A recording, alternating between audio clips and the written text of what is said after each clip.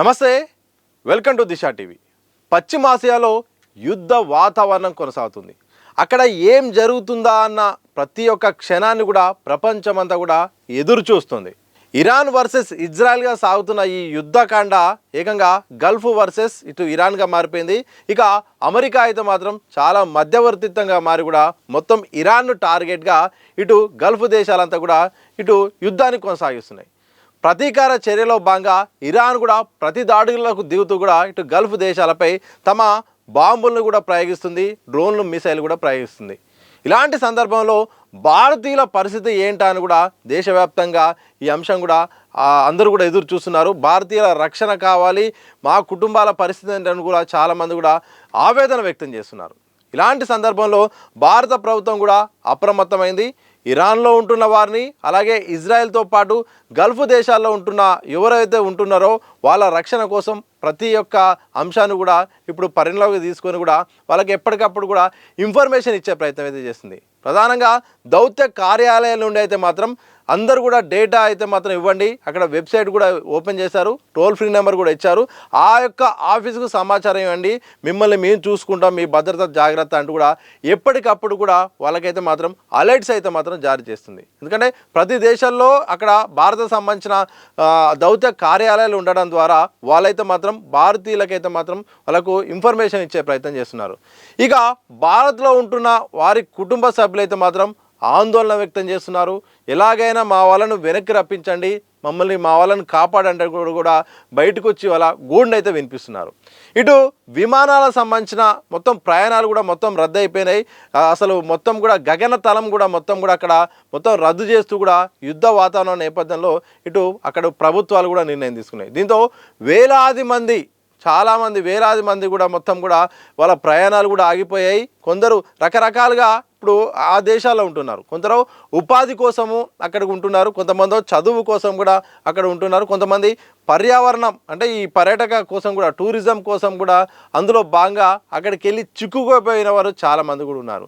ఇదే సందర్భంలో ప్రధాని మోడీ అయితే మాత్రం దానిపై మాట్లాడితే మాత్రం సురక్షితంగా మేము తీసుకురావడానికి అన్ని రకాల చర్యలు చేపడుతున్నాము, ఎవరు కూడా అధైర్యపడద్దు, అవసరమైతే ప్రత్యేకమైన గ్రీన్ ఛానల్ ఏర్పాటు చేసి తీసుకొచ్చే ప్రయత్నం అయితే చేస్తున్నాము, ఆయా దేశాలతో మాట్లాడుతున్నాము, శాంతి అనేది ముఖ్యము, యుద్ధాన్ని అన్ని దేశాలు కూడా ఆపాల్సిన అవసరం ఉంది, విరమించుకోవాలి, లేకపోతే మాత్రం చాలా ప్రాణ నష్టం అవుతుంది, ఇది ఎవరికి కూడా మంచిది కాదంటూ కూడా ఇప్పటికే ప్రధాని మోడీ కూడా పిలుపునిచ్చారు. ఇక రాష్ట్రాలకు సంబంధించిన ముఖ్యమంత్రులు వాళ్ళు కూడా ఆయా డేటా ప్రకారం ఎవరెవరైతే ఉన్నారో వాళ్ళ కుటుంబ సభ్యుల నుండి కూడా సమాచారం సేకరించి కూడా ఆయా ప్రయత్నాలు అయితే చేస్తున్నారు. ఎట్లాగైనా వాళ్ళనైతే బతికించుకోవాలి, అక్కడ ఉంటుంటే మాత్రం అక్కడ ఎట్లాగైనా రక్షణ కల్పించాలి, ఇక తిరిగి ప్రయాణం రప్పించేలాగా ఎన్ని మార్గాలు ఉన్నాయో అన్ని రకాలుగా ప్రయత్నాలు చేస్తున్నారు. ఇక లెక్కలు కనుక చూస్తే మాత్రం ఒకసారి వివిధ దేశాల్లో కూడా చాలామంది ఉన్నారు. ఇజ్రాయెల్ విషయానికి వస్తే మాత్రం ఇప్పటికీ అందుతున్న సమాచారం ప్రకారం 18,000 మంది అయితే మాత్రం భారతీయులు ఉన్నట్టయితే తెలిసింది. ఇరాన్లో 10,000 మంది భారతీయులు ఉన్నట్టయితే మాత్రం లెక్కలు వస్తున్నాయి. ఇక యుఏఈ అలాగే ఖతారు, కువైట్, సౌదీ అరేబియా, ఒమన్లో కలిపి మొత్తం కూడా 90 లక్షల మంది కూడా ఇక్కడ భారీ స్థాయిలో భారతీయులు ఉన్నట్టు కూడా ఇప్పటికే లెక్కలు బయటకు వచ్చాయి.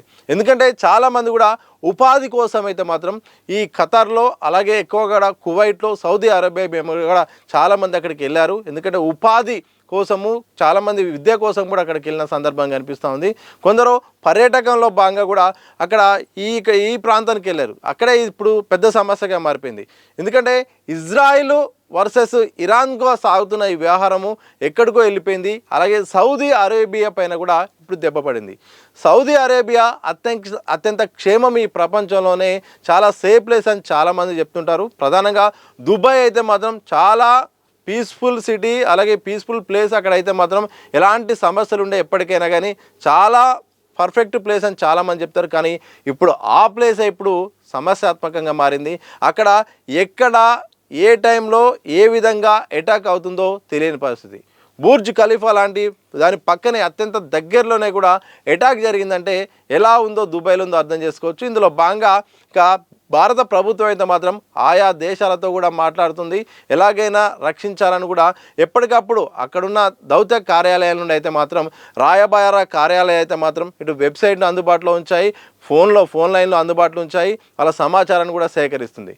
చమురు ధరలపై కూడా ఈ యొక్క యుద్ధ వాతావరణం అయితే మాత్రం ఆధారపడుతుందని కూడా మరొక రకమైన వార్తలు కూడా వస్తున్నాయి. ఎందుకంటే మెజారిటీ షేర్ కూడా మనకు గల్ఫ్ నుండి వస్తుంది, ఇరాన్ నుండి కూడా భారత్కు వస్తుంది. ఇప్పుడు ఎక్కడికక్కడ కూడా మొత్తం వ్యవస్థలు ఆగిపోయాయి, మొత్తం వ్యాపార సముదాయం కూడా మొత్తం రద్దయిపోయింది. మొత్తం కూడా యుద్ధం చుట్టూ సాగుతున్న ఈ వ్యవహారంలో భారత్కు అత్యంత చమురు కూడా అక్కడి నుండి వస్తుంది. దీంతో ఇంపాక్ట్ పడే అవకాశం ఉంటుందన్న చర్చ అయితే కొనసాగుతుంది. మరి భారత్ దానికోసం అయితే మాత్రం ప్రత్యామ్నాయ మార్గాలను కూడా చూస్తుంది. అవసరమైతే రష్యా నుండి అయినా కానీ క్రూడ్ ఆయిల్ అయితే మాత్రం ఇటు దిగుమతి చేసుకొని ఇక్కడ భారం పడకుండా భారతీయులకు ఇబ్బంది కాకుండా ప్రయత్నాలను అయితే మాత్రం ముమ్మరం చేసింది. మరి దీనికి అమెరికా ఏముంటుందో చూడాలి. ఎందుకంటే చైనా విషయంలో కానీ అలాగే రష్యా విషయాల్లో కానీ భారత్ ఏం చేసినా కానీ ఇటు అమెరికా ఒప్పుకోవట్లేదు. ప్రధానంగా రష్యా నుండి క్రూడ్ ఆయిల్ పెద్ద ఎత్తున కొనుగోలు చేద్దామన్న సందర్భంలో కూడా ఇటు సుంకాలు విధించి అలాగే భారత్పై మాత్రం ఒత్తిడి తెచ్చే ప్రయత్నం చేసింది. మరి ఇలాంటి సందర్భంలో ఏం చేస్తో తెలియాలి. అయితే ఇక ప్రయాణికుల విషయానికి వచ్చినా భారతీయుల విషయానికి వస్తున్నా మాత్రం ప్రత్యేకంగా ఆపరేషన్ అజయ్ కానీ ప్రత్యేకమైన ఒక ఆపరేషన్ ఏర్పాటు చేసి స్పెషల్ ఫ్లైట్లను ఏర్పాటు చేసి అయితే మాత్రం భారత్కు సురక్షితంగా రప్పించేందుకైతే మాత్రం భారత ప్రభుత్వం సిద్ధమవుతుంది.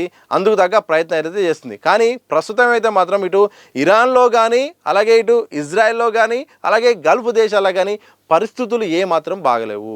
ఇరాన్ అయితే మాత్రం ఇటు ఒకవైపు నష్టపోతుంది.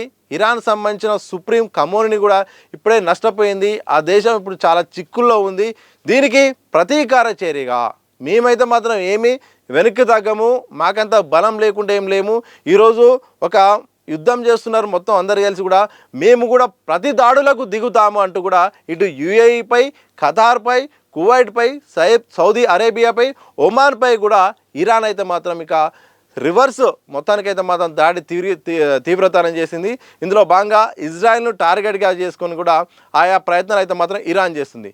కానీ ఎలాగైనా అణుబాంబునైతే మాత్రం తయారు చేయనేమో, అణు సంబంధించిన ఏ ప్రయత్నం చేసినా మాత్రం మేము అస్సలు ఒప్పుకునేది లేదు అంటూ కూడా ఇటు అమెరికా కానీ ఇటు ఇజ్రాయెల్ అయితే మాత్రం ఇరాన్ను టార్గెట్గా వాళ్ళైతే మాత్రం వాళ్ళ వ్యూహాత్మకంగా వెళ్తున్నారు.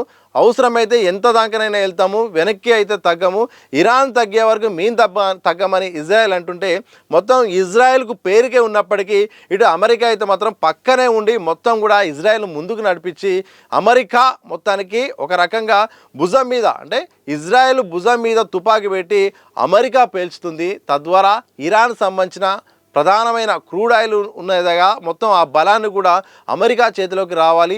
ఆ దేశాన్ని అధికారం కూడా అక్కడున్న అధికారం కూడా అమెరికా చెప్పినట్టే చేయాలనే ఒక ఉద్దేశంతో మాత్రం ఇరాన్ను టార్గెట్ చేస్తూ ఇటు యుఎస్ అధ్యక్షుడు ట్రంప్ అయితే మాత్రం విశ్వ ప్రయత్నాలు చేస్తున్నారు. అందులో భాగంగా ఏకంగా ఇరాన్ సంబంధించిన సుప్రీంనే పక్కా ప్రణాళికతో సుప్రీంతో పాటు అత్యంత కీలకమైన వ్యక్తులు, ఆ దేశానికి సంబంధించిన అధికారులు, నేతలు అయితే మాత్రం ఒక్క దెబ్బకు మట్టు పెట్టింది. ఆ రకంగా అయితే మాత్రం ఇటు అమెరికా, ఇజ్రాయెల్ రెండు కలిపి ఇరాన్తో యుద్ధం చేస్తున్నాయి. ఇరాన్ కూడా ప్రతిదాడిలో తిరుగుతుంది. ఇలాంటి సమయంలో భారతీయులు పెద్ద ఎత్తున ఆయా దేశాల్లో ఉన్నారు. ఆ దేశాల రక్షణ కోసం అయితే మాత్రం భారత ప్రభుత్వం అయితే మాత్రం పలు చర్యలు చేపట్టింది. ఇప్పటికే విదేశాంగ శాఖ కూడా అదే ప్రయత్నంలో ఇటు సమీక్షా సమావేశాలు నిర్వహిస్తుంది. ఎలాంటి ప్రభావం పడకుండా విమాన ప్రయాణం విషయంలో కూడా జాగ్రత్త పడుతూ ఎక్కువ కూడా ఏ ఆల్టర్నేట్ సోర్సెస్ ఉన్నాయి, ఎట్లా తీసుకురావాలనే దానిపైన కూడా ఇప్పటికే ఆలోచన చేస్తున్నారు. త్వరలో ఇక మరికొద్ది గంటల్లో కూడా ఒక్కొక్కరి డేటా తీసుకొని కూడా మేము అండగా ఉన్నాము, ఆలోపు అయితే మాత్రం రక్షణ చర్యలలో భాగంగా జాగ్రత్తగా ఉండండి, బయటికి వెళ్ళొద్దు, సురక్షితమైన ప్రాంతాల్లో ఉండాలని కూడా భారత్ అయితే మాత్రం విదేశాల్లో ఉంటున్న భారతీయులకైతే మాత్రం ఒక హెచ్చరికలు అయితే జారీ చేస్తుంది. ఇదే సందర్భంలో చూడాలి మరి దౌత్యపరంగా భారత్ ఎలా ముందడుగు వేస్తుంది, అలాగే భారతీయులను కాపాడుకోవడానికి ఎలాంటి ప్రయత్నాల్లో భాగంగా ఏమేమి వ్యూహాలు ప్రణాళికలు రచిస్తుంది, తద్వారా ప్రాణ నష్టం జరగకుండా చేసే కార్యక్రమాలు ఏందనేది మాత్రం మరికొద్ది గంటల్లో ఒక క్లారిటీ రాబోతుంది.